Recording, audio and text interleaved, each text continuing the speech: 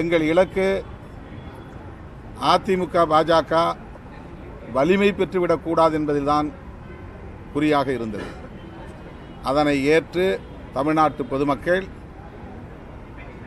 வாக்களித்திருக்கிறார்கள். அது முழுமையாக எங்கள் கூட்டணியை நோக்கி வந்து சேரவில்லை என்பது வருத்தமளித்தாலும் இது எங்களுக்கு கிடைத்த மாபெரும் வெற்றி. தமிழ்நாட்டில் இனி சங் பரிவார்கள் வாலாட்ட முடியாது. இங்கே காலூன்றுவதற்கு இனி அவர்கள் எந்த முயற்சியையும் மேற்கொள்ள முடியாது.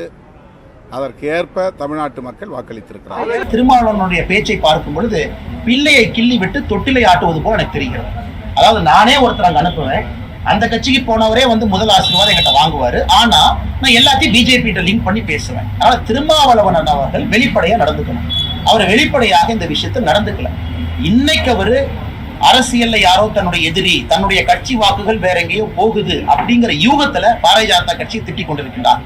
அவருடைய கட்சியும் அவருடைய தொண்டர்களையும் காப்பாற்ற வேண்டிய பொறுப்பு திருமாவளவன் அவர்கள் இருக்கிறது, எங்களுக்கு இல்லைங்க. அண்ணன் திருமாவளவன் அவர்கள் மூத்த தலைவர். அவர் சமீபத்துல அவருடைய தொண்டர்கள் நடந்து கொண்ட விதத்தை ஏத்துக்க முடியுமா? ஃபர்ஸ்ட் மிரட்டுறாங்க, வண்டியை புடுங்குறாங்க, 2 பேர் வண்டியை பிடிச்சி தள்ளி விடுறாங்க, அந்த வண்டி கீழே விழுகுது. அதை நாம பத்திரிகை நண்பர்கள்ட்ட படம் பிடித்து காட்டுறோம், பாருங்க இந்த மாதிரி நடக்குதுன்னு. அதனால திருமாவளவன் அவர்கள் முக்கியமான தலைவர், ரொம்ப முக்கியமான ஒரு தலைவர், அதை பத்தி எந்த மாற்று கருத்தும் இல்லை. ஆனா ஒரு இடத்துல அவருடைய தொண்டர்கள் எப்படி நடந்து கொள்கின்றார்கள் என்பதற்கும் அண்ணன் திருமாவளவன் தானே பொறுப்பு. அண்ணன் திருமாவளவன் அவர்கள் மூத்த தலைவர். அவர் சமீபத்துல அவருடைய தொண்டர்கள் நடந்து கொண்ட விதத்தை ஏத்துக்க முடியுமா?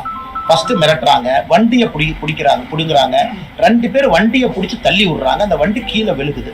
அதை நாம பத்திரிகை நண்பர்கள்ட்ட படம் பிடித்து காட்டுறோம், பாருங்க இந்த மாதிரி நடக்குதுன்னு. அதனால திருமாவளவன் அவர்கள் முக்கியமான தலைவர், ரொம்ப முக்கியமான ஒரு தலைவர், அதை பத்தி எந்த மாற்று கருத்தும் இல்லை. ஆனா ஒரு இடத்துல அவருடைய தொண்டர்கள் எப்படி நடந்து கொள்கின்றார்கள் என்பதற்கும் அண்ணன் திருமாவளவன் தானே பொறுப்பு.